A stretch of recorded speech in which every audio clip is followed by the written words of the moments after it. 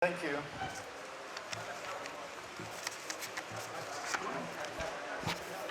Thank you, Mr. MC.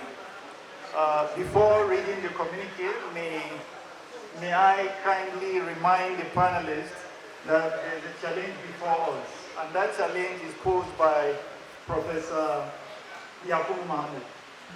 In recent time, there hasn't been much written on Sir Ahmadu Bello. So we crave your indulgence once again to assist us in developing your presentation so that we can commence responding to Prof. Thank you so very much. So we have had a fruitful deliberation, and out of it comes this communique done by our able personalities from the university. And it goes thus.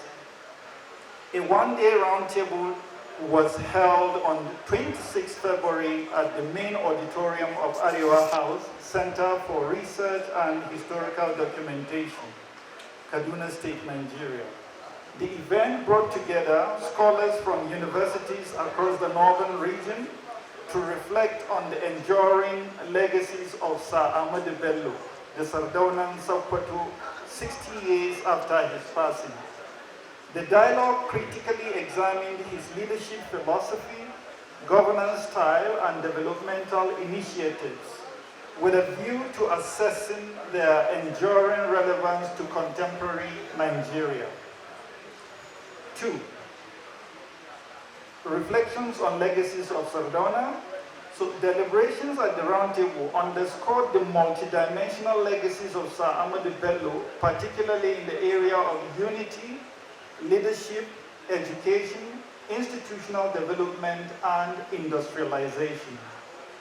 So under the subheading of unity in diversity and detribalized leadership, participants noted that the Sardaunan successfully managed the vast diversity of the northern region and fostered a shared sense of purpose among its people.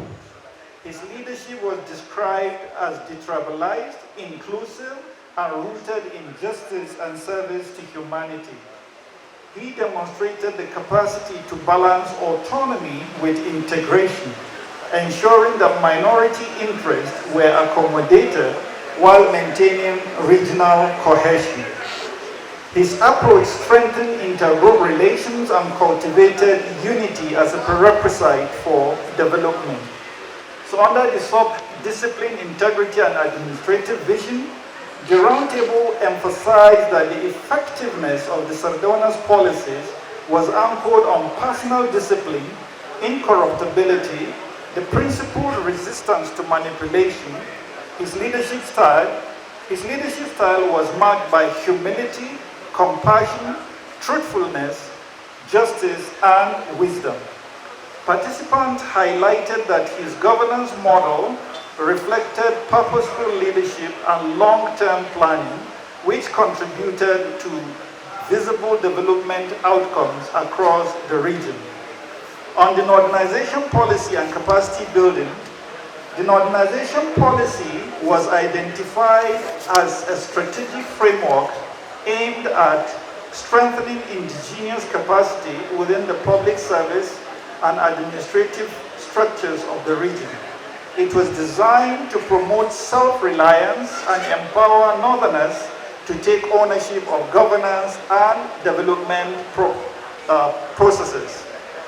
On educational reforms and literacy expansion, the Sardauna's legacy in education was described as transformative and aggressive in orientation. He built schools across the regions, established the Northern Regional Literacy Agency, and provided scholarships to enhance access to education. Participants acknowledged that his commitment to education was driven by the conviction that knowledge was fundamental to progress and social mobility. And the sub-theme of economic and socio-economic and institutional development. In the area of economic development, the Sardaunan championed industrialization and institutional building. he facilitated the establishment of key financial and industrial institutions such as the NNDC, Bank of the North, Arewa Textile, and so on and so forth. He also promoted the Northern Industrial Triangle strategy, linking cotton production in Kaduna, groundnut pyramids in Kano, and tin mining in Jos, thereby laying the foundation for regional economic self-reliance and entrepreneurship. On federalism and national integration, the Roundtable emphasized that the Sardaunan should be understood as a federalist rather than a regionalist. His political philosophy balanced regional autonomy with commitment to national integration.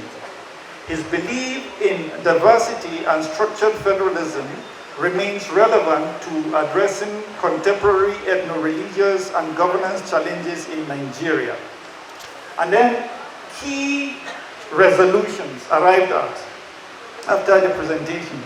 So following extensive deliberation, the Roundtable resolved as follows: to reaffirm the enduring relevance of the leadership, philosophy, and developmental vision of Sir Ahmadu Bello, to promote sustained scholarly engagement on his governance model, particularly in relation to unity, education, and institutional development, to encourage leadership recruitment processes that prioritizes integrity, discipline, justice, and service, and to strengthen regional collaboration in advancing educational expansion and socio-economic development in the spirit of the Sardaunan's vision.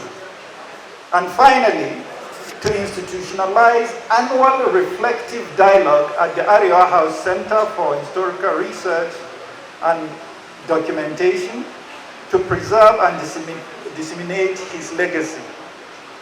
So the Roundtable concluded that the legacies of Sir Ahmadu Bello remain fundamental in understanding the historical trajectory and developmental aspirations of northern Nigeria.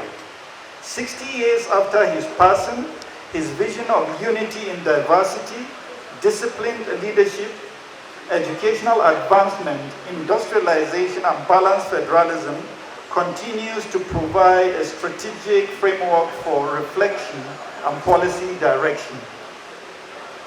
In conclusion, participants expressed appreciation to the organizers and reaffirmed their commitment to sustaining intellectual and policy engagement inspired by his enduring legacies.